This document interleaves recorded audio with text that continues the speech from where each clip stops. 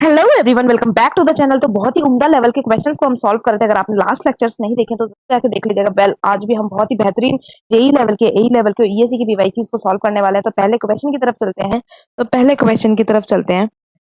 Question क्या कह रहा है? पहला क्वेश्चन कह रहा है अ town with population of 6000 produces. तो हमारे जो टाउन है उसकी जो पॉपुलेशन है वो 6000 देखने को मिल रही है। तो it produces a solid waste at 3 kg per capita per day. तो जो हमारा जो वेस्ट है, जो पूरा टाउन जो जिसकी पॉपुलेशन 6000 है, वो उसकी जो सॉलिड वेस्ट है वो आ रहा है हमारा 3 kg per capita per day, having an average specific mass density. तो उसकी जो स्पेसिफिक मास डेंसिटी दे रखी है हमें 250 kg पर मीटर क्यूब। वेल, आगे बोल रहा है if the solid waste is to be dumped directly on the landfill of 6 metre depth. तो जो हमारा बेसिकली अगर हम बात करते हैं, यहाँ पर ये बात करा जा रहा है जो भी हमारा वेस्ट है अगर उसको मुझे डंप करना है, हमारा जो लैंडफिल होगा उसकी जो डेप्थ है वो 6 मीटर है। तो अगर मैं 6 मीटर डेप्थ की लैंडफिल उसको बनाकर उसमें डंप कर रहा है बेसिकली, तो the area of landfill required annually, यहाँ पर जो हमें पूरा डाटा दे रखा है वो पर डे के हिसाब से दे रखा है। पर पूछा कैसे जा रहा है कि वो पूछ रहे हैं जो एरिया ऑफ लैंडफिल होगा, जो हम लैंडफिल बनाएंगे उसको एनुअली एकोमोडेट करने के लिए, एनुअली सच वेस्ट डिस्पोजल करने के लिए कितना एरिया चाहिए होगा। तो एरिया बेसिकली हमारा मीटर स्क्वायर में आएगा। फिर आपको ऑप्शंस देख रहे हैं हेक्टेयर में, तो हम पहले मीटर स्क्वायर में निकालेंगे और फिर हेक्टेयर्स में उसको वैल्यू को कन्वर्ट कर लेंगे। तो सबसे पहली बात अगर हम बात करते हैं यहाँ पर, बहुत ही ईजी है। अगर हम बात करें पहले तो टोटल वेस्ट निकाल लेते हैं, सॉलिड वेस्ट कितना है। तो पर कैपिटा के हिसाब से दे रखा है, तो 3 kg को हम मल्टीप्लाई कर देंगे तो ये हो जाएगा हमारा 6000 से मल्टीप्लाई कर दिया। तो यहाँ से मेरा 6000 की पॉपुलेशन के लिए निकल के आ जाएगी वैल्यू। अगर 6000 पॉपुलेशन के लिए वैल्यू निकल के आ जाएगी। फिर पर डे के हिसाब से बात कर रहे हैं, तो पर डे के हिसाब से बात करते हैं तो 365 से मल्टीप्लाई कर देंगे तो एनुअली निकल आएगा। तो ये जो हमारा पर कैपिटा है ये भी कैंसिल हो गया और डे भी कैंसिल हो गया, कि हमने उसको कन्वर्ट कर दिया एनुअली, 365 से मल्टीप्लाई कर दिया।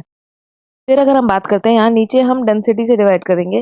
डेंसिटी से डिवाइड करेंगे तो केजी नीचे रह जाएगा और ऊपर हमारा पहुंच जाएगा मीटर क्यूब। तो आप देख सकते हो केजी से केजी कैंसिल हो गया। वेल, यहीं पे अगर हम बात करें तो मीटर क्यूब है, मुझे मीटर स्क्वायर बनाने के लिए जो मेरा जो डिनोमिनेटर है वहाँ पे 6 मीटर से भी उसको डिवाइड करना पड़ेगा। अब अगर हम यहाँ पे सॉल्व करें, इसको सॉल्व करेंगे तो यहाँ पर आप देख सकते हो 0 से 0 कैंसिल, 0 से 0 कैंसिल, 6 से ये हमारा 100 टाइम्स कैंसिल हो जाएगा। फिर 25 से 100 को कैंसिल करेंगे तो वो 4 टाइम्स हो जाएगा। तो बेसिकली आप यहाँ देख सकते हो हमें क्या क्या देखने को मिला। 3 into 4 करेंगे वो हो जाएगा हमारा 12 मल्टीप्लाई बाय 365। तो अगर हम इसको सॉल्व करना चाहें, अगर हम इसको सॉल्व करें तो यहाँ पर हमारा हो जाएगा 365 मल्टीप्लाई बाय 12। तो 12 5 जा होता है हमारा 60, 12 6 जा होता है हमारा 72 और 12 3 जा होता है हमारा 12 3 जा होता है हमारा 36 देखने को मिलता है। वेल, हम इसको ऐड करेंगे तो ये 0 हो जाएगा, ये 8 हो जाएगा। और फिर अगर हम 7 + 6 करना चाहें तो ये हो जाएगा हमारा 13 और 1 कैरी 4 हो जाएगा। तो यहाँ से मुझे एरिया कितना मिला? 4380 मीटर स्क्वायर। अब मुझे इसको हेक्टेयर में चेंज करना है तो क्या करूंगी? 4380 को मैं है ना 10 टाइम्स 4 टाइम्स 10 से मल्टीप्लाई डिवाइड करूंगी, और इसको जब हम डिवाइड करेंगे तो एक जीरो से एक जीरो कैंसिल और डेसिमल क्या आ जाएगा? 4.0.438 हेक्टेयर। तो ये वैल्यू निकल के आई। जहां पर आप ऑप्शंस में देखोगे अगर, तो इसकी वैल्यू हमारी अप्रोक्सीमेटली 0.45 हेक्टेयर के आसपास देखने को मिल रही है। इस वजह से C option will be the correct answer of this question. अगले क्वेश्चन की तरफ चलते हैं। नेक्स्ट क्वेश्चन क्या कह रहा है? अगर अगले क्वेश्चन को देखा जाए तो ये हमारा मैचिंग है। मैचिंग में बेसिकली एक तरफ हमारे पैरामीटर्स हैं, एक तरफ उसकी परमिसिबल वैल्यू दे रखी है। परमिसिबल जो मैक्सिमम परमिसिबल लिमिट होगी उसको दे रखा है। अगर हम बात करें, पहले बोल रहा है टोटल डिजॉल्व सॉलिड, फिर टोटल सस्पेंडेड सॉलिड, फिर बीओडी और ऑयल एंड ग्रीस। तो अगर हम टोटल डिजॉल्व सॉलिड की बात करें तो इसकी वैल्यू हमारी जो है 1000 से लेकर 2000 के बीच में वेराई करती है। तो अगर हम बात करें यहाँ पर तो हमें 2100 इसके लिए बिल्कुल अप्रोक्सीमेटली वैल्यू मिल रही है। तो ए का हमारा क्या हो जाएगा? 2। ए का हो जाएगा हमारा 2। टोटल सस्पेंडेड सॉलिड की बात करें तो 100 के आसपास इसकी वैल्यू हमें देखने को मिलती है। तो यह बी का हमारा 4 हो जाएगा। बीओडी की वैल्यू जो है वो 30 से लेके 100 के बीच में वेराई करती है। तो यहाँ पर हमारा सी का 30 हो जाएगा। और ऑयल एंड ग्रीस जो है वो तो हमें याद ही रहना चाहिए, 10 वैल्यू देखने को मिलती है। तो 10 mg/लीटर आपको इसकी वैल्यू देखने को मिलेगी, मैक्सिमम परमिसिबल लिमिट हमारी ऑयल एंड ग्रीस की। तो आप देख सकते हो 10 होने की वजह से यहाँ पर कौन सा ऑप्शन आ जाएगा? हमारा 3। और यहाँ पर हमारा 1, ये मैंने लिखा नहीं था। तो 2431 will be the correct answer of this question. Well, next question की तरफ चलते हैं। अगला क्वेश्चन क्या कह रहा है देखते हैं। वेल नेक्स्ट क्वेश्चन की तरफ चलते हैं। नेक्स्ट क्वेश्चन कह रहा है which of the following are the operational trouble with the rapid sand filter. तो रैपिड सेंड फिल्टर जो है उसमें कौन कौन से जो है ऑपरेशनल ट्रबल देखने को मिलेंगे। पहला है fly nuisance, air binding, mud ball formation और पॉन्डिंग प्रॉब्लम्स। तो अगर हम बात करते हैं रैपिड सेंड फिल्टर की, अगर मैं बात करूं यहाँ पर रैपिड सेंड फिल्टर की बात करूं, तो रैपिड सेंड फिल्टर में हमें 3 तरीके के ऑपरेशनल ट्रबल देखने को मिलते हैं रैपिड सेंड फिल्टर में। तो पहला ऑपरेशनल ट्रबल हमें देखने को मिलेगा वो है एयर बाइंडिंग। एक हमें देखने को मिलता है एयर बाइंडिंग, एक हमें देखने को मिलता है मड बॉल फॉर्मेशन, एक हो जाता है हमारा मड बॉल फॉर्मेशन, और लास्ट है हमारा क्रैकिंग ऑफ द फिल्टर। जो फिल्टर है हमारा उसमें हमें क्रैकिंग देखने को मिलती है, air binding, mud ball formation और क्रैकिंग। तो अगर हम बात करते हैं यहाँ पर, अगर बेसिकली डिस्कस किया जाए इसको, तो सबसे पहले एयर बाइंडिंग में अगर बात करें तो एयर बाइंडिंग में हमें क्या देखने को मिलता है। एयर बाइंडिंग को डिस्कस, एयर बाइंडिंग किस वजह से होती है इसको देखते हैं। तो अगर हम बात करें एयर बाइंडिंग की, हुआ देखने को मिला, तो एयर बाइंडिंग में बेसिकली क्या होगा, आपके पास एक ऑप्टिमम हेड लॉस होता है, एक हमारा ऑप्टिमम हेड लॉस होता है। और जब ये कंडीशन होने वाली होती है, बेसिकली जब हेड लॉस हमारा ऑप्टिमम हेड लॉस से ज्यादा देखने को मिलेगा, ये कौन सा हेड लॉस है, जो डेवलप हेड लॉस है। तो डेवलप हेड लॉस जो है, डेवलप हेड लॉस वो ऑप्टिमम हेड लॉस से ज्यादा देखने को मिलेगा। जो ऑप्टिमम हेड लॉस है अगर उससे ज्यादा देखने को मिलेगा, तो अब आपको क्या दिक्कत देखने को मिलेगी, डेवलप प्रेशर है, जो डेवलप प्रेशर है हमारा, उसकी वैल्यू हमारे वैक्यूम प्रेशर से कम रहेगी। वैक्यूम प्रेशर से हमारी डेवलप प्रेशर की वैल्यू है वो कम होती है। तो इस केस में आपको क्या देखने को मिलेगा, जो एयर है वो हमारे वॉइड्स में जाकर स्ट्रक हो जाएंगे। तो जो एयर है वो एस्केप नहीं कर पाएगी, वॉइड्स में जाकर स्ट्रक हो जाएगी। इस कंडीशन में क्या होता है, जो एफिशिएंसी है हमारे फिल्टर की वो रिड्यूस हो जाती है। इस कंडीशन में जो एफिशिएंसी है वो रिड्यूस हो जाती है। तो ये केस में हमें क्या देखने को मिलता है, एयर बाइंडिंग हो जाती है। वहीं पे दूसरा केस की अगर हम बात करें, दूसरा क्या है हमारा, ये हमें क्या देखने को मिल रहा है, बेसिकली मड बॉल फॉर्मेशन। तो मड बॉल फॉर्मेशन कब देखने को मिलता है, जो हमारा फिल्टर मीडिया है, जो फिल्टर का मीडिया है उसमें जब हमारा जो स्मॉल पार्टिकल्स होते हैं क्ले के, तो स्मॉल क्ले पार्टिकल्स जो है, स्मॉल जो क्ले के पार्टिकल्स है, अगर वो जाके स्ट्रक हो जाते हैं, जो हो जाके अगर उसमें चिपक जाते हैं, स्टिक हो जाते हैं, जो हमारे वॉइड से वहां जाकर अगर स्टक हो जाएंगे, तो हमें मड बॉल फॉर्मेशन की प्रॉब्लम देखने को मिलेगी। अब इस वजह से क्या होगा कि जो बेसिकली मड बॉल फॉर्मेशन है, इसमें क्या हुआ, वॉइड्स में जाकर small small particles of clay जाके छप घुस गए। तो वॉइड्स में क्या हुआ, वॉइड्स हमारे ब्लॉक हो गए, वॉइड्स ब्लॉक हो गए, तो हमें टाइम लगेगा फिल्टर करने में, वाटर को बाहर निकलने में, वाटर को वहां से फिल्टर मीडिया से पास करने में टाइम लगेगा। ये हमें एफिशिएंसी डाउन कर देता है मड बॉल फॉर्मेशन भी। लेकिन इसको हटाने का एक तरीका है, वो है हमारा डीफ्लॉक्यूलेटिंग एजेंट्स को यूज करो। तो जरा कमेंट सेक्शन में बताओ भाई कि डीफ्लॉक्यूलेटिंग एजेंट्स के एक दो नाम बताओ कि जो हम एजेंट्स यूज कर सकते हैं मड बॉल फॉर्मेशन के दौरान। डीफ्लॉक्यूलेटिंग एजेंट्स जो यूज करें, जो हमारी एफिशिएंसी जो है हमारे फिल्टर की उसको अच्छी कर सके, तो उसको फिल्टर को अच्छी करने के लिए जो हम यूज करते हैं उसको डीफ्लॉक्यूलेटिंग एजेंट्स कहते हैं, और वो मड बॉल फॉर्मेशन में यूज किया जाता है। फिर वहीं पर अगर हम बात करते हैं, थर्ड है हमारा क्रैकिंग। तो क्रैकिंग किस वजह से देखने को मिलता है, जो हमारा फिल्टर मीडिया है उसका जो टॉप लेयर है वो फाइन सैंड से बना है। तो क्रैकिंग ऑफ फिल्टर की अगर हम बात करें, तो जो टॉप लेयर है हमारे फिल्टर मीडिया की, वो हमारी फाइन सैंड से बनी है। तो श्रिंकेज की वजह से, जो फाइन सैंड से बनी है, जो फाइन सैंड है हमारी उससे बनी है। अब श्रिंकेज की वजह से क्या, ड्यू टू श्रिंकेज की वजह से आपको क्या देखने को मिलेगा, श्रिंकेज की वजह से बेसिकली आपको ये देखने को मिलेगा कि जो हमारे ऊपर की टॉप लेयर है, जो बेसिकली श्रिंकेज है, उसकी वजह से हमें छोटे छोटे क्रैक्स देखने को मिलेंगे हमारे फिल्टर मीडिया में। लेकिन due to unloading and loading, तो लोडिंग बहुत ज्यादा करने की वजह से एंड अनलोडिंग बहुत ज्यादा करने का मतलब पूरा हम लोडिंग अनलोडिंग कर ही रहे हैं फिल्टर मीडिया पे, तो लोडिंग अनलोडिंग करने की वजह से क्या दिक्कत देखने को मिलती है, क्रैक का साइज है वो हमारा, तो लोडिंग और अनलोडिंग करने की वजह से जो हमारा बेसिकली क्रैक का साइज है वो इंक्रीज होने लगता है। तो इंक्रीज होने लगता है, इसी को हम बोलते हैं क्रैकिंग ऑफ फिल्टर। तो ये सारी चीजें देखने को मिलती है जब हम रैपिड सैंड फिल्टर की बात करते हैं। लेकिन यहीं पे आपके पास दो और ऑप्शन है, जो कि हमारे बेसिकली अगर हम बात करें तो ये कहाँ देखने को मिलता है, जो हमारे दो और ऑप्शन है, जो क्या है, फ्लाई न्यूसेंस और हमारा पॉन्डिंग प्रॉब्लम। तो ये दोनों ही प्रॉब्लम आपको किस में देखने को मिलेगी, ट्रिकलिंग फिल्टर के अंदर। आपको ये दोनों, जो फ्लाई न्यूसेंस है एंड पॉन्डिंग प्रॉब्लम है, वो आपको ट्रिकलिंग फिल्टर के अंदर देखने को। अगर हम बात करते हैं, जो फ्लाई न्यूसेंस है बेसिकली ट्रिकलिंग फिल्टर होता है, वहाँ पे फिल्टर मीडिया के पास जो फ्लाइज है, स्मॉल इंसेक्ट्स है, वो उसकी तरफ अट्रैक्ट होते हैं।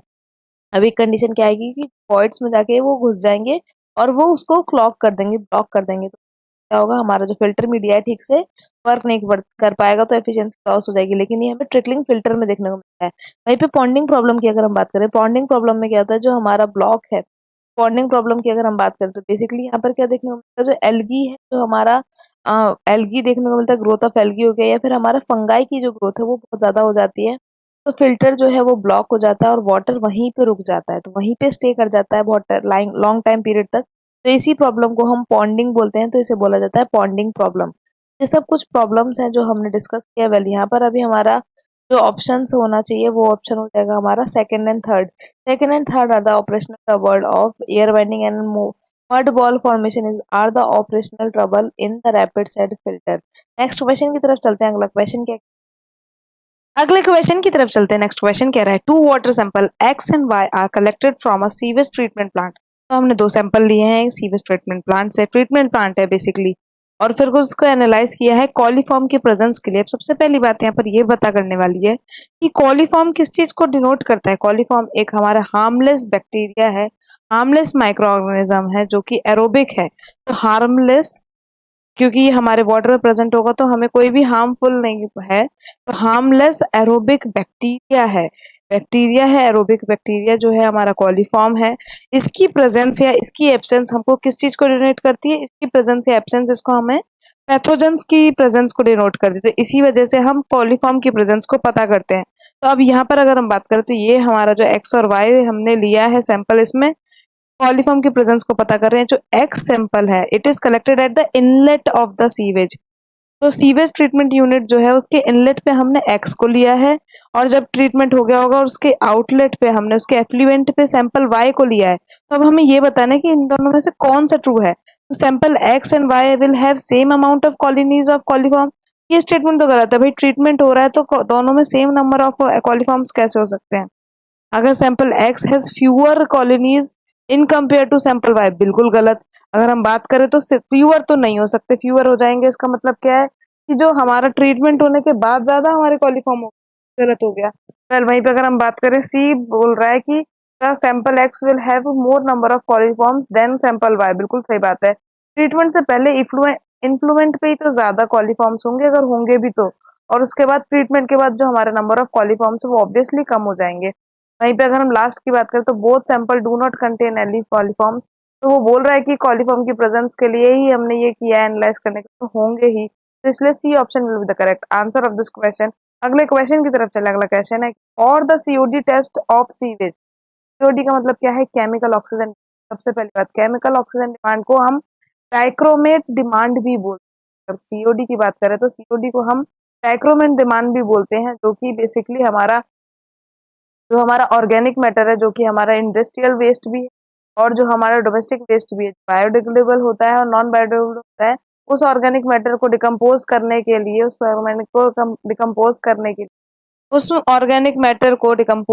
के लिए जो कि हमारा बायोडिग्रेडेबल भी है और नॉन बायोडिग्रेडेबल भी है, कितनी ऑक्सीजन की डिमांड होगी, बस इसी का पता करते हैं हम सीओडी में।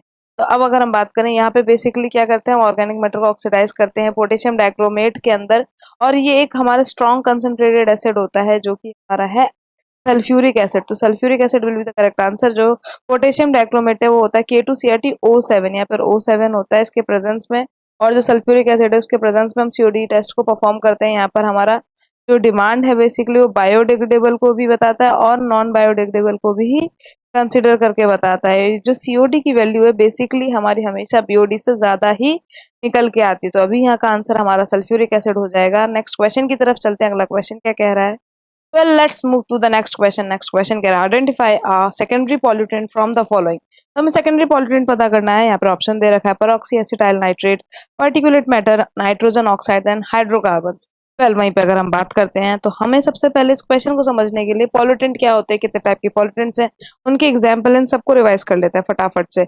अगर हम बात करें यहाँ पर तो हमारे पास पॉल्यूटेंट्स क्या होते हैं, जो एटमॉस्फेयर में हमारे जो कुछ पार्टिकल्स प्रेजेंट है, अगर वो एक्सेस में प्रेजेंट है और हमें उसकी रिक्वायरमेंट नहीं है, तो वही हमारे पॉल्यूटेंट्स हो गए। तो बेसिकली एयर पॉल्यूटेंट्स हमारे दो टाइप के होते हैं, एक होता है हमारा सेकेंडरी पॉल्यूटेंट और एक होता है प्राइमरी पॉल्यूटेंट्स। तो अब इसको जरा बेसिकली समझते हैं। तो अगर हम प्राइमरी पॉल्यूटेंट्स की बात करें, इधर हम प्राइमरी पॉल्यूटेंट्स लिखेंगे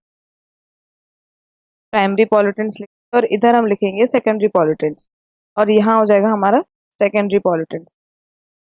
तो अगर प्राइमरी पॉल्यूटेंट्स की बात करी जाए, प्राइमरी पॉल्यूटेंट्स की अगर हम बात करें तो बेसिकली जैसे वोल्केनो इरप्शन होता है, हम वुड को बर्न करते हैं, हम कोल को बर्न करते हैं, हम फ्यूल को बर्न करते हैं, तो ये जो भी हम बर्न करते हैं और उसके वजह से जो हमारे पॉल्यूटेंट्स निकल के आते हैं, इनको हम बोलते हैं प्राइमरी पॉल्यूटेंट्स। तो डायरेक्टली जो बर्न करने से जो डायरेक्टली हमारा जो देखने को मिल रहा है, उसके वजह से जो हमारा निकल के आता है पॉल्यूटेंट्स, वो हमारे प्राइमरी पॉल्यूटेंट्स होते हैं। अगर इसके एग्जाम्पल्स की बात करें तो सबसे कॉमन एग्जाम्पल्स है जैसे कार्बन मोनोऑक्साइड, कार्बन डाइऑक्साइड, ये सब तो याद ही होने चाहिए। ऑक्साइड्स ऑफ नाइट्रोजन जिनको NOx से शो करते हैं, वो NO हो सकता है, NO2 हो सकता है, NO3 हो सकता है। ऑक्साइड्स ऑफ सल्फर, सल्फर के ऑक्साइड्स को भी हम इसमें कंसीडर करते हैं। वेल यहाँ से ही हमारे और इम्पोर्टेंट एग्जाम्पल जिसको बारे में अब हमसे पूछा जा सकता है, तो एक होता है हमारा एरोसोल्स, एक हो गया हमारा एरोसोल्स होता है, फिर मिस्ट हो गया, ड्यू हो गए। तो एरोसोल्स, मिस्ट, ड्यू अगर हम बात करें यहाँ पर, तो ये सब हमारे प्राइमरी पॉल्यूटेंट्स में। अगर बैक्टीरिया, पॉलन ग्रेन्स जो हमारे रिप्रोडक्टिव जो हमारा फ्लावर का रिप्रोडक्टिव मेल रिप्रोडक्टिव पार्ट होता है, उसमें एंथर में जो पॉलन्स प्रेजेंट होते हैं, वो पॉलन भी हमारे प्राइमरी पॉल्यूटेंट्स में किए जाते हैं। वेल वहीं पे अगर हम बात करें तो हमारा जो सस्पेंडेड पार्टिकल्स होते हैं, सस्पेंडेड पार्टिकुलेट्स होते हैं, उसके बाद अगर बात की जाए तो सस्पेंडेड पार्टिकल्स के बाद फ्लाई ऐश जो होता है हमारा, तो ये जो सब जो है पार्टिकुलर, स्पेलिंग ही गलत लिखी है, सस्पेंडेड पार्टिकुलेट्स। हाँ, उसके बाद अगर हम बात करें तो जो वोल्केनो हमारा हो गया, वोल्केनोस का ऐश हो जाता है, फिर फ्लाई ऐश हो गया, वोल्केनो, सब गड़बड़ हो रहा है, वोल्केनोस।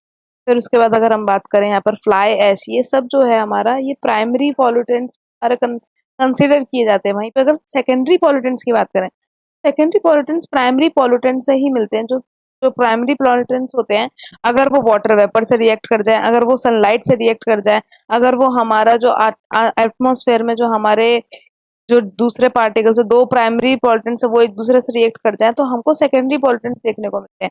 अगर इसके एग्जाम्पल की बात करें, जैसे H2SO4 मिल गया, HNO3 हो गया, H2CO3 हो गया। फिर अगर हम बात करें, पैन होता है जो परऑक्सी एसिटाइल नाइट्रेट होता है, PBN हो गया। जो परऑक्सी ब्यूटाइल नाइट्रेट होता है, PPN हो गया। परऑक्सी प्रोपाइल नाइट्रेट होता है, ये सब जो क्या है, ए से हमारा क्या हो गया, एसिटाइल नाइट्रेट। परऑक्सी तो आप याद ही रखो, ये एग्जाम्पल में पूछा गया था अभी, परऑक्सी ब्यूटाइल नाइट्रेट, फिर परऑक्सी प्रोपाइल नाइट्रेट, ये सब जो है, ये हमारे क्या है, सेकेंडरी पॉल्यूटेंट्स में कंसिडर किए जाते हैं। तो अभी हमारा परऑक्सी ब्यूटाइल नाइट्रेट ही हमारे उस ऑप्शन का आंसर है। वेल, तो अगर हम बात करें यहाँ पर, तो हमारा इसका आंसर हो जाएगा A option will be the correct answer of the question. परऑक्सी acetyl nitrate will be the secondary pollutant from the following. तो अगर हम अगले क्वेश्चन की तरफ बढ़ना चाहें, तो नेक्स्ट क्वेश्चन हमारा क्या है कि जो हमारे एक तरफ है वॉल्व्स दे रखे हैं और एक तरफ हमारे गेट दे रखे हैं। अगर हम इसकी बात करते हैं यहाँ पर, जो हमारा एक तरफ वॉल्व्स दे रखा है, ये gate valve, pilot valve, release valve, check valve. Pilot valve को हम प्रेशर प्रेशर रेगुलेटर भी बोलते हैं। अगर हम पायलट वॉल्व की बात करें तो प्रेशर रेगुलेटर भी बोला जाता है। इसका क्या काम है कि जो हाई प्रेशर होता है उसको लो प्रेशर में रिड्यूस करना। तो ये अब हम पहले ऑप्शन की तरफ चलते हैं, remove air from the pipeline. तो पाइपलाइन से अगर रिमूव करनी है एयर, तो नाम से पता चल रहा है रिलीज वॉल्व को यूज करेंगे, जो एयर को रिमूव करने में हेल्प करती है। अगर बहुत ज्यादा एयर हमारी हो गई है तो उसको रिमूव करने में हेल्प करती है। तो हमारा पहले एम का जो है, उसका जो हमारा ऑप्शन हो जाएगा, वो थर्ड ऑप्शन हो जाएगा। वहीं पर अगर हम बात करते हैं, limit the flow of water to single direction, मतलब मेरे एक ही डायरेक्शन में फ्लो हो, बैकवर्ड वाटर लौट के ना आए। तो इसके लिए हम क्या करेंगे, इसके लिए हम कौन सा वॉल्व लगाएंगे, चेक वॉल्व लगाएंगे, कि हम चेक करते रहेंगे कि वाटर हमारा एक ही डायरेक्शन में मूव कर रहा है ना, वाटर बैकवर्ड तो लौट के नहीं आ रहा। ये हमारा एन का 4 हो जाएगा। और अभी हमने देखा कि पायलट वॉल्व को हम बिल्कुल जो हमारा प्रेशर को जो रिड्यूस करता है, उसी की तरह ये वर्क करता है। ये reduce high inlet pressure to low inlet pressure, तो हमारा ओ का 2 हो जाएगा। और जो गेट वॉल्व होता है, ये वाटर के फ्लो को स्टॉप करने के लिए पाइपलाइन में यूज किया जाता है। तो गेट वॉल्व हमारा पी का क्या हो जाएगा, 1। गेट वॉल्व हमारा वाटर के फ्लो को स्टॉप करने के लिए यूज किया जाता है। तो हमारा एम का 3, एन का 4, ओ का 2 और पी का 1 हो जाएगा। अब कुछ और डिफरेंट तरीके के वॉल्व को समझ लेते हैं। अगर डिफरेंट तरीके के वॉल्व को समझना चाहे तो उसको देखते हैं। ये डायग्राम आपके सामने है। यहाँ पर एक इनटेक रिजर्वॉयर है और एक हमारा डिस्ट्रीब्यूशन रिजर्वॉयर है। तब यहाँ से हमने एक पाइपलाइन लगाई है, वाटर फ्लो कर रहा है। जहाँ पर सबमिट पॉइंट होता है, जैसे ये सबमिट पॉइंट है, तो जो सबमिट पॉइंट होता है, यहाँ पर हम वॉल्व्स को प्रोवाइड करते हैं। यहाँ पर जो एक वॉल्व प्रोवाइड की जाती है उसे बोलते हैं एयर वॉल्व। तो जो हमारा यहाँ पर वॉल्व प्रोवाइड किया जाता है, जो सबमिट पॉइंट है, बेसिकली अगर हम इसकी बात करें, यहाँ पर जो वॉल्व प्रोवाइड होता है उसको बोलते हैं एयर वॉल्व। और ये एयर को रिलीज करने के लिए हम यूज करते हैं, ये समिट पॉइंट पे प्रोवाइड करते हैं। यही समिट पॉइंट पे हम एक और वॉल्व प्रोवाइड करते हैं जो कि है हमारा गेट वॉल्व। गेट वॉल्व जो वाटर को रोकने के लिए, वाटर के फ्लो को स्टॉप करने के लिए हम यूज करते हैं। तो यहाँ पर हम कौन सा वॉल्व प्रोवाइड करते हैं, ये है हमारा गेट वॉल्व। और अगर हम बात करें यहाँ ड्रेन पॉइंट पे, जो नीचे का पॉइंट है यहाँ पर, जो हमारा नीचे वाला पॉइंट है बेसिकली, अगर यहाँ की बात करें तो ये जो पॉइंट है हमारा, ये हमारा होता है ड्रेन वॉल्व। और जो ड्रेन वॉल्व है ये हमारा ड्रेन, ये बेसिकली जो भी हमारा इम्प्योरिटीज होती है, सिल्ट होता है, सैंड होता है, इन सबको जो निकालने में, जो इन सब जो चीजें हैं इसको बाहर ड्रेन ऑफ करने के लिए हमारे वॉल्स यूज किए जाते हैं, इनको हम बोलते हैं ड्रेन वॉल्स। तो ये सब जो वॉल्स है बहुत इंपॉर्टेंट है। वेल, अगले क्वेश्चन की तरफ चलते हैं। अगला क्वेश्चन क्या कह रहा है? अगला क्वेश्चन बहुत ही इंटरेस्टिंग है, तो क्वेश्चन से हम बहुत सारे डाटा को भी याद करेंगे। तो बेसिकली क्वेश्चन बोल रहा है, the plume that occurs under strong wind velocity when the lapse rate is near adiabatic condition neutral and the plume touches the ground eight greater horizontal distance. तो बेसिकली क्वेश्चन कह रहा है, अगर हम question की बात करें तो पहले तो यहाँ पर एक लैप्स रेट को यूज किया गया। लैप्स रेट क्या है इसको सबसे पहले समझेंगे। लैप्स रेट क्या है इसको समझेंगे। तो जैसे जैसे हम हाइट इंक्रीज होती है, हाइट इंक्रीज होती है तो वहां पर हमारा टेम्परेचर जो है वो डिक्रीज होने लगता है। तो यही जो decrease in temperature, the change in the temperature with respect to height, height के रिस्पेक्ट में जो टेम्परेचर में चेंज देखने को मिल रहा है, इसी को हम बोलते हैं लैप्स रेट। तो क्या है? Rate of change of temperature, temperature का चेंज होना, rate of change of temperature with respect to height, height के रिस्पेक्ट में जो हमारा टेम्परेचर चेंज हो रहा है इसी को हम लैप्स रेट बोलते हैं। हम यहाँ से हमारे दो तरीके के लैप्स रेट निकलते हैं। अगर हम बात करें तो लैप्स रेट क्या है हमारा? L R. अब यहाँ से हमारे दो लैप्स रेट देखने को मिलते हैं। एक होता है हमारा ALR और एक होता है हमारा ELR। ELR होता है हमारा एनवायरमेंटल लैप्स रेट। ILR से तो आप समझ रहे हैं कि वो क्या होता है हमारा लैप्स रेट। तो एनवायरमेंटल लैप्स रेट हमारा ELR हो गया। और एडियाबेटिक लैप्स रेट क्या होता है हमारा? ALR, adiabatic lapse rate. अब यहाँ से इसके कंपैरिजन में हम सारे प्लूम्स पता करेंगे। अब सबसे पहली बात, प्लूम और स्टेक क्या है? जैसे ये डायग्राम है मेरा, अगर ये मेरा सोर्स है जहाँ से चिमनी होती है, यहाँ से हमारा जो बहुत सारे पॉल्यूटेंट्स रिलीज हो रहे हैं, तो ये जो पॉल्यूटेंट्स रिलीज होते हैं ये हो गया मेरा प्लूम। और जो ये मेरा नीचे जो ये सोर्स है इसको बोलते हैं हम स्टैक। स्टैक की हाइट को हम इन डिफरेंट डिफरेंट तरीके की प्लूम से पता करते हैं कि कैसी हाइट होनी चाहिए थी। अब पहली कंडीशन देखते हैं। पहली कंडीशन, अगर हम ALR और ELR के कंपैरिजन में अगर पहली कंडीशन को देखना चाहें तो पहली कंडीशन हमारी कहती है कि जब हमारा ELR जो है, ELR जो हमारे इन्वायरमेंटल लैप्स रेट है वो ज्यादा है ALR से, मतलब एडियाबेटिक लैप्स रेट से इन्वायरमेंटल लैप्स रेट ज्यादा हो रही है। इन्वायरमेंट का जो हमारा टेम्परेचर है वो जल्दी जल्दी गिर रहा है। तो ये है हमारी सबसे अनस्टेबल कंडीशन। इस कंडीशन को बोला जाता है अनस्टेबल कंडीशन और इसे बोला जाता है सुपर एडियाबेटिक कंडीशन।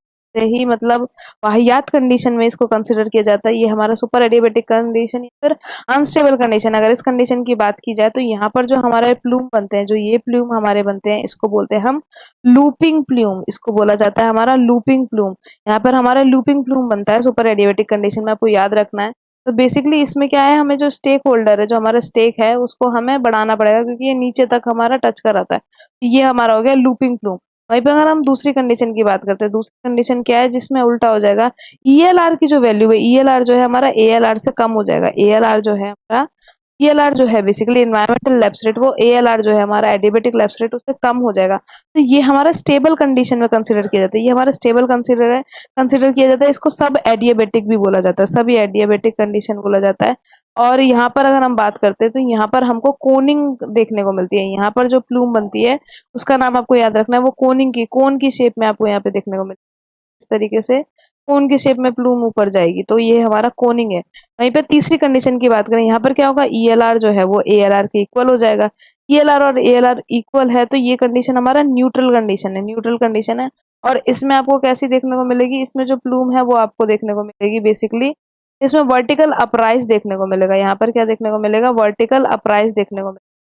ये वाली कंडीशन में हमारा वर्टिकल अपराइज देखने को मिलता है, वर्टिकल अपराइज। ये सब याद रखना है आप लोगों को कंडीशन। अगर हम बात करते हैं वहीं पे फोर्थ कंडीशन, यहाँ पर आपको क्या देखने को मिलेगा, फोर्थ कंडीशन की अगर बात की जाए तो फोर्थ कंडीशन में क्या हुआ, बेसिकली फोर्थ कंडीशन में हमारा इन्वर्जन हो गया। अब इन्वर्जन का मतलब क्या है कि वैसे हाइट हमारी इंक्रीज होती है तो टेम्परेचर डिक्रीज होता है, लेकिन इस कंडीशन में क्या हो रहा है कि भैया हाइट इंक्रीज हो रही है। इस कंडीशन में क्या हो रहा है, हमारा हाइट तो इंक्रीज हो रही है लेकिन जो मेरा टेम्परेचर है वो डिक्रीज होने की जगह इंक्रीज हो रहा है। तो इस कंडीशन में हमारा इन्वर्जन देखने को मिलता है। और इन्वर्जन में हमारा जो प्लूम बनता है, अगर इन्वर्जन में प्लूम की बात करी जाए तो किस तरीके का प्लूम बनता है, तो इन्वर्जन में हमारा जो प्लूम बनता है वो है फैनिंग। इस कंडीशन में हमारी जो प्लूम बनती है वो है फैनिंग, फैन के शेप में, मतलब बिल्कुल ही ना ऊपर ना नीचे, एकदम यहाँ पे सराउंडिंग में जो फैनिंग प्लूम देखने को मिलती है, इन्वर्जन में फैनिंग प्लूम देखने को मिलती है।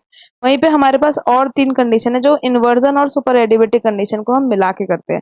सबसे पहली बात, अगर हम सबसे वर्स्ट कंडीशन की बात करें तो ये जो मेरा है फ्यूमिगेशन, फ्यूमिगेटिंग जो कंडीशन होती है इसकी बात की जाए, फ्यूमिगेटिंग कंडीशन, तो इस कंडीशन में क्या होता है, इस कंडीशन में क्या होगा, मेरा इन्वर्जन जो है स्टेक से ऊपर बन जाएगा, जहाँ पे स्टेक की हाइट है उससे ऊपर हमारा इन्वर्जन देखने को मिलेगा, और जो नीचे है वहां पर सुपर एडियाबेटिक कंडीशन। यहाँ पर हमें कौन सी कंडीशन देखने को मिलती है, सुपर एडियाबेटिक कंडीशन मुझे नीचे देखने को मिलती है। ये मेरा कौन सा कंडीशन हो गया, फ्यूमिगेटिंग।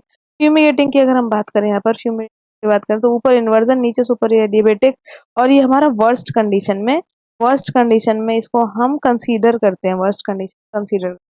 वेल वहीं पर अगर हम बात करते हैं सिक्स्थ कंडीशन की बात की जाए, सिक्स्थ कंडीशन में क्या होता है बेसिकली, अगर हम बात करें तो नीचे जो फ्यूमिगेटिंग से नीचे वाला कंसीडर करेंगे जो है हमारा लॉफ्टिंग। अगर इसकी बात करें, ये हमारा अच्छी कंडीशन में माना जाता है। इसमें क्या होता है कि basically super adiabatic condition inversion के ऊपर हो जाता है, तो नीचे इन्वर्जन है, तो ये हमारी जो हमारा जो पॉलिटेंट्स है वो अंदर आएगा ही नहीं, इसको ट्रैप करके आएगा ही नहीं, इसको पास करके आएगा ही नहीं, तो ऊपर ऊपर यहाँ पर हमारी सुपर एडियाबेटिक कंडीशन आ जाती है। तो बेसिकली इन्वर्जन से ऊपर हमें कौन सी कंडीशन देखने को मिलती है, सुपर एडियाबेटिक कंडीशन। ये हमारा लॉफ्टिंग है और ये हमारे अच्छी कंडीशन में रहता है।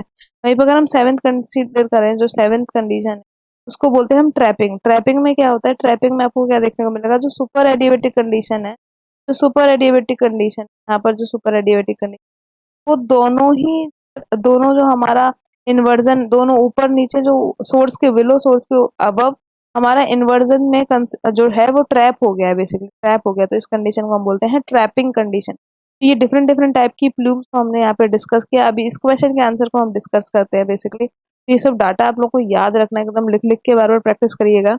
वेल अगर हम अगला क्वेश्चन कह रहे हो, अभी इस क्वेश्चन का आंसर को देखें तो यहाँ पर हमारा क्या देखने को मिला, किस तरीके की प्लूम बनती है, तो यहाँ पर हमारी जो है वो कोनिंग प्लूम बनती है। Koenig plume will be the correct answer of this question. Well अगले क्वेश्चन की तरफ चलते हैं, अगला क्वेश्चन क्या कह रहा है,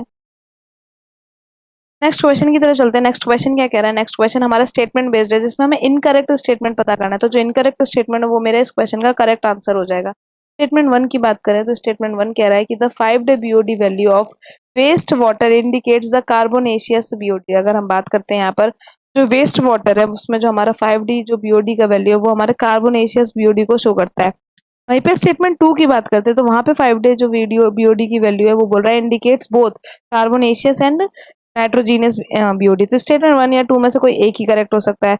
वहीं पे अगर हम बात करें, थर्ड स्टेटमेंट कह रहा है कि जो हमारा बेसिकली जो COD है, जो COD gives an idea about the nature of organic matter whether biodegradable और बायो रिफ्रैक्टरी ऑर्गेनिक मैटर। तो इनकरेक्ट स्टेटमेंट हमारा करेक्ट आंसर होगा।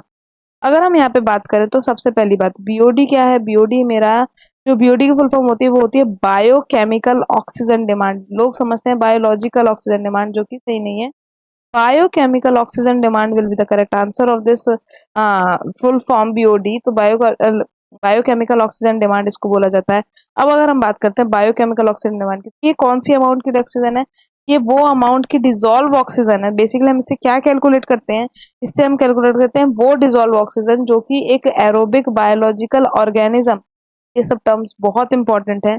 ये हमारा जो BOD है बेसिकली क्या है, BOD एक हमारा अमाउंट ऑफ डिजोल्व्ड ऑक्सीजन बताता है। तो क्या बताता है, ये डिजोल्व्ड ऑक्सीजन बताता है, डिजोल्व ऑक्सीजन बताता है, जो कि किसके द्वारा यूज किया जाएगा, aerobic aerobic biological micro organism. ये जो है हमारा जो माइक्रो ऑर्गेनिज्म है, जो हमारे ऑर्गेनिज्म है बायोलॉजिकल एरोबिकली जो डिकम्पोज करते हैं, किसके अंदर प्रेजेंट हो सकते हैं, ये या तो वाटर में प्रेजेंट हो सकते हैं या फिर वेस्ट वाटर में प्रेजेंट हो सकते हैं। ऑर्गेनिक मटेरियल को ब्रेक डाउन करने के लिए कितना अमाउंट चाहिए होगा, इसको हम पता करते हैं BOD से। या बेसिकली ये टेस्ट जो है हम सैंपल में टेस्ट करते हैं।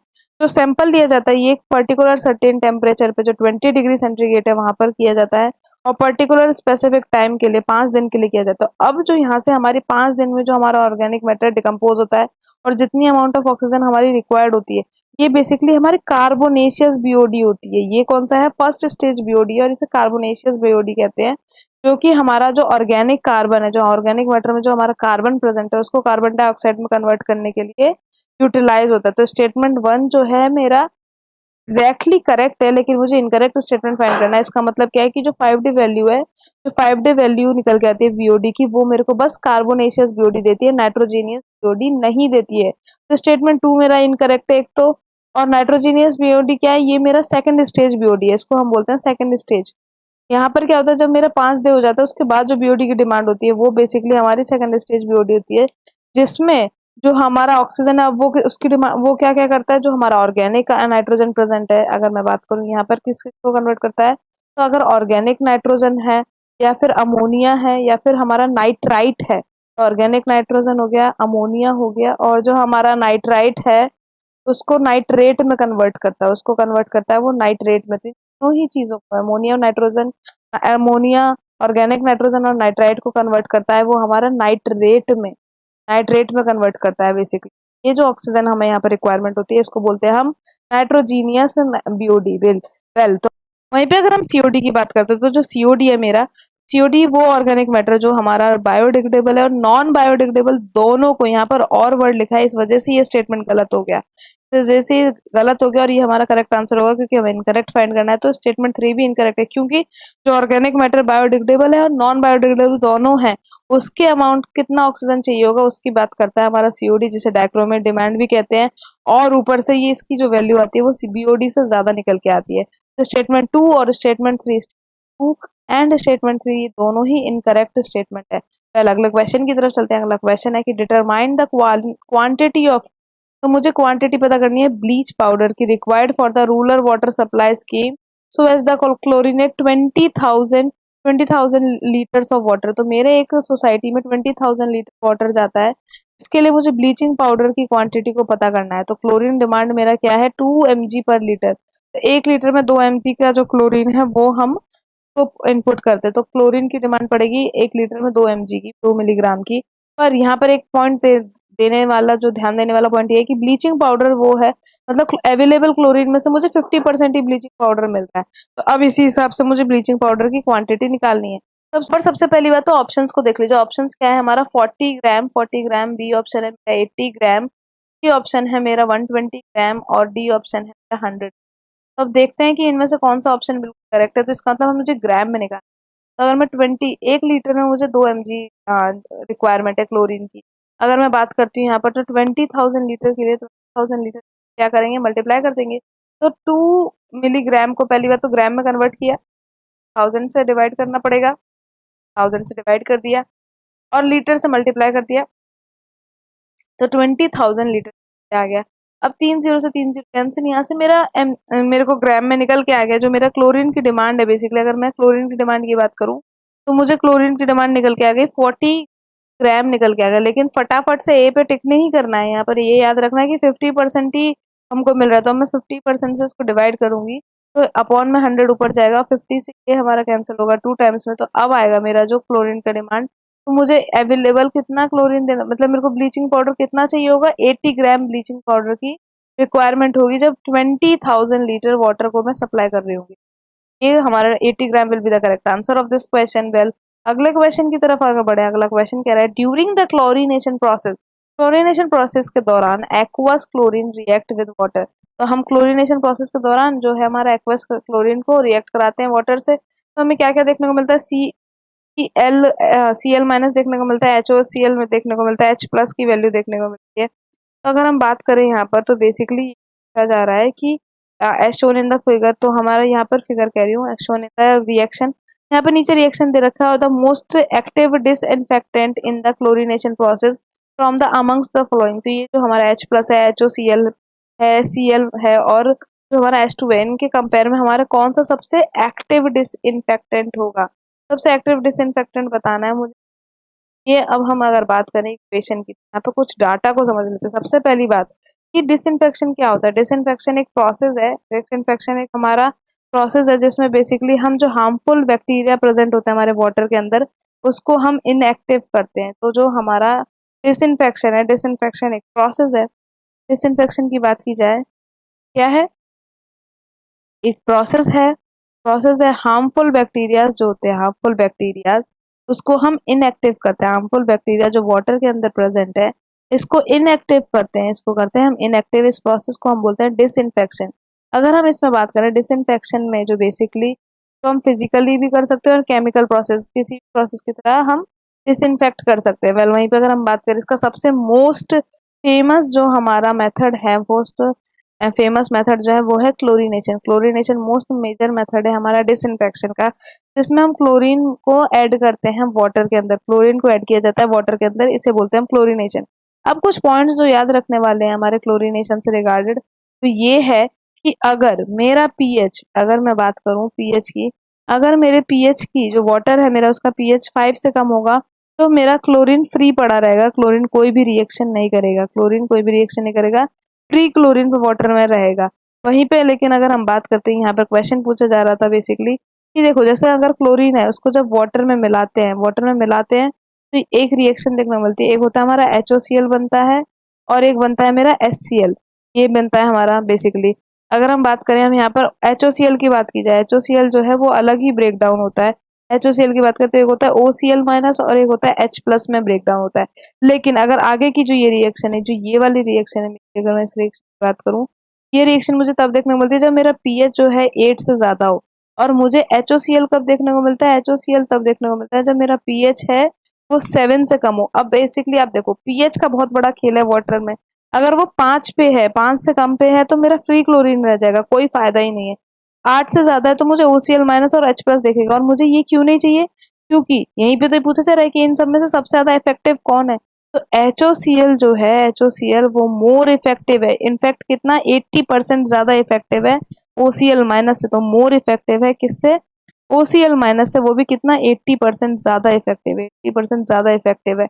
तो HOCl is more effective, 80% more effective than OCl minus. तो मुझे चाहिए कि पीएच 8 भी न रहे, तो मैं अपने वाटर का जो वेस्ट वाटर है, जो वाटर है उसका कितना बना के रखूंगी, जो मेरा ट्रीटेड वाटर है जहाँ पे मुझे डिसइंफेक्शन कराना है, उस वाटर को मैं, उस वाटर का पीएच 7 से कम और 5 से ज्यादा बना के रखूंगी। 5 से नीचे होगा तो फ्लो क्लोरीन रह जाएगा, और जो मेरा 5 से ज्यादा हो, 7 से ज्यादा होगा तो फिर मेरा OCl देखने को मिलेगा। तो मैं 7 से कम बना के रखूंगी पीएच। वहीं पे एक और पॉइंट जो इम्पोर्टेंट है, जो याद करने वाला है, कि अगर अमोनिया प्रेजेंट है मेरे वाटर के अंदर तो क्लोरीन की जो रिएक्शन है अमोनिया से बहुत ज्यादा तेज है।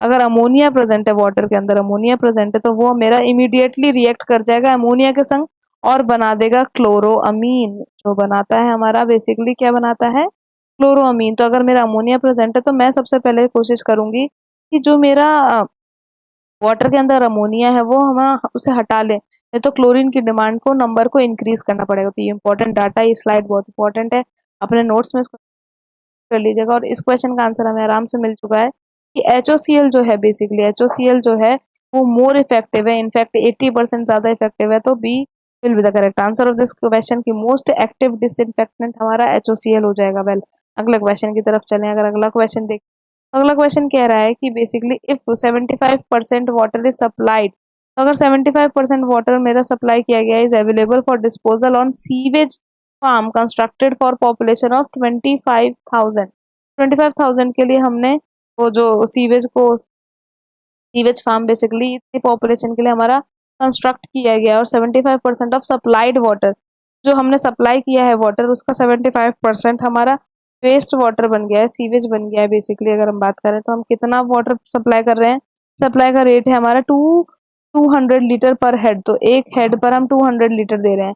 तो मतलब 25,000 के लिए हम आराम से निकाल सकते हैं कि कितना हमने वाटर सप्लाई किया होगा, और वेस्ट वाटर निकाल लेंगे उसको 75% कर कर, और फिर हमें देखना है, पता करना है कि net area in hectare, hectare में नेट एरिया पता करना है कि फार्म का कितना एरिया चाहिए होगा अगर मुझे 25,000 लीटर पर डे हेक्टेयर मुझे इसके लिए करना है। तो अगर हम बात करें सबसे पहले यहाँ पर, तो बेसिकली अब हम इसको सॉल्व करेंगे। तो अगर मैं यहाँ पर देखूँ तो सबसे पहले टोटल वाटर सप्लाई कितना हुआ होगा ये निकाल लेते हैं। अगर टोटल वाटर सप्लाई की बात की जाए, टोटल वाटर सप्लाई हमने कितना वाटर सप्लाई किया होगा, तो टोटल वाटर सप्लाई हो जाएगा,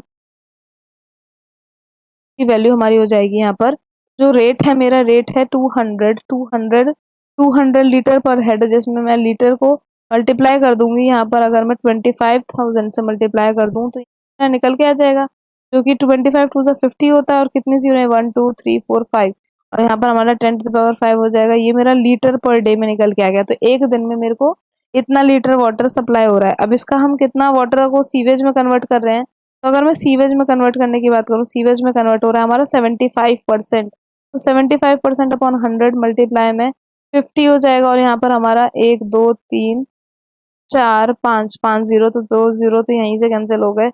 अब अगर हम बात करें 75 5 जा कर लेंगे हम इसको फटाफट से, और अगर 75 5 जा करें तो 5 5 जा 25 होता है, 5 2 कैरी, और ये हो जाएगा मेरा 5 7 जा 35, और ये 37, और ये हो जाएगा मेरा यहाँ पर 1 2 3 4 0, 1 2 3 4 0, तो यहाँ से मेरा 1 2 4 0 लीटर पर डे आ गया। ये मेरा सीवेज निकल के आ गया। तो मैंने जो अपना टोटल वाटर सप्लाई था निकाल लिया, फिर उसमें 75% करके सीवेज का अमाउंट भी निकाल दिया। अब हम क्या करेंगे, अब हमें एरिया निकालना है। बेसिकली अगर मैं एरिया निकालना चाहती हूँ, तो ये जो मेरा वैल्यू दे रखा है ये क्या है, ये कह रहा है litre per day per hectare. तो मैं इसको डिवाइड कर दूंगी, तो हेक्टेयर मेरा डिनोमिनेटर से वो न्यूमरेटर में पहुंच जाएगा। बस यही करना ही है। तो अब मैं इसको डिवाइड करूंगी बेसिकली। तो यहाँ पर अब हम डिवाइड करते हैं। हम बात करते तो अभी हमने देखा जो हमारा सीवेज निकल के आया था, जो बेसिकली सीवेज की वैल्यू निकल के आई थी, तो सीवेज की वैल्यू मेरी थी 375 और 4 बार जीरो था, 4 बार जीरो था, और नीचे मेरा जो निकल के आ रहा है वो 25, और हमारा 3 बार जीरो है। तो जाओ और जाओ, और हम इसको अब क्या करेंगे, जीरो से जीरो कैंसिल करेंगे, जीरो से जीरो कैंसिल करेंगे, तो 3 जीरो से ये 3 जीरो कैंसिल हो जाएगी। अब मैंने देखो 375 को ब्रेक डाउन भी तो कर सकते हैं, 375 को हम ब्रेक डाउन कर लेंगे, फालतू में मल्टीप्लाई करके मेहनत बढ़ाई थी। इसको लिख देंगे हम 75 मल्टीप्लाई बाय 50, और नीचे मेरा 25 आ जाएगा। तो 25 से अगर मैं 50 को कैंसिल करूँ 2 टाइम्स आएगा, और अगर इसको आप कैंसिल करेंगे, इसको मल्टीप्लाई करेंगे, तो 75 को अगर 2 से मल्टीप्लाई करेंगे 150 हेक्टेयर हमारा आंसर निकल के आएगा। तो 150 हेक्टेयर जो है मेरा आंसर निकल के आएगा। और ऑप्शन देख लेते हैं कौन से ऑप्शन के संग ये मैच कर रहा है। अगर हम बात करते हैं यहाँ पर, तो मेरा शायद ये सी ऑप्शन में 150 हेक्टेयर देखने को मिला था। एक बार देख लेते हैं। यस, तो 150 हेक्टेयर जो है मेरा C option will be the correct answer of this question. Well आज के लास्ट क्वेश्चन की तरफ चलते हैं। नेक्स्ट क्वेश्चन क्या कह रहा है, census record indicate the current population of a city. तो आज की करंट पॉपुलेशन मान लो 2024 की करंट पॉपुलेशन कितनी हो जाएगी, 60,000। वेल वहां से 10 साल पुरानी जो हमारी है वो 2014 की पॉपुलेशन हो जाएगी 55,000। वहीं पे अगर 20 साल पुरानी की बोल रहे हैं वो लोग, 20 साल पहले की बोल रहे हैं, तो 2004 की पॉपुलेशन हो जाएगी हमारी 50,000। 50,000 हमें 2004 की पॉपुलेशन देखने को मिलती है। उससे 30 साल, आज से 30 साल पहले मतलब 1994 की पॉपुलेशन हमें देखने को मिलेगी 45,000। तो बेसिकली ये सब हमारी पॉपुलेशन है। अब हमें 2 डिकेड बाद की पता करनी है। अब हमें 2 डिकेड बाद की पता करनी है अर्थमेटिकल इंक्रीज मेथड से। अगर मैं बात करती हूँ अर्थमेटिकल इंक्रीज मेथड का फॉर्मूला, तो वो होता है P P not plus n x bar. N x bar क्या है, मेरा मीन बताता है। एन एक्स बार मेरा क्या बताता है, मीन, जो कि एक्स बार की अगर बात करूँ तो एक्स बार प्लस x2 प्लस x3, और ये सो ऑन चला जाएगा। ये क्या होता है, मेरा जो ये डिफरेंस है बेसिकली, यहाँ पे मुझे कितने का डिफरेंस देखने को मिला, 5,000 का। यहाँ पे मुझे कितने का डिफरेंस देखने को मिला, 5,000 का। यहाँ पे मुझे कितने का डिफरेंस देखने को मिला, 5,000 का। और इसको जब ऐड करेंगे और इसका मीन लेंगे, तो मेरा जो मीन निकल के आएगा वो 5,000 निकल के आएगा। तो इसको डायरेक्टली कर सकते हो, मीन मेरा 5,000 निकल के आया, और 2 टिकट के लिए पता करना है। अगले टिकट में 5,000 बढ़ेगा तो 65,000, 65,000 हो जाएगा। उसके अगले टिकट में 5,000 और बढ़ेगा तो मेरा हो जाएगा 70,000। तो हम डायरेक्टली भी निकाल सकते हैं कि 20 ईयर्स बाद या फिर 2 डिकेट्स बाद मेरी जो पॉपुलेशन देखने को मिलेगी वो 70,000 मेरी पॉपुलेशन देखने को मिलेगी। वेल वहीं पे अगर हम बात करते हैं तो इस क्वेश्चन का आंसर सी ऑप्शन हो जाएगा। आई होप आप लोगों को बहुत ही अच्छी लगी होगी ये वीडियो, और बहुत मजा आया होगा क्वेश्चन करने में। हम इन वीडियोस को कैसे अच्छा कर सकते हैं आप जरूर बताइएगा। Thank you so much for watching, like and subscribe our channel. थोड़ी सी भी वैल्यूएबल हुई होगी तो जरूर शेयर करिएगा दूसरों के साथ। Thank you so much, like and subscribe our channel.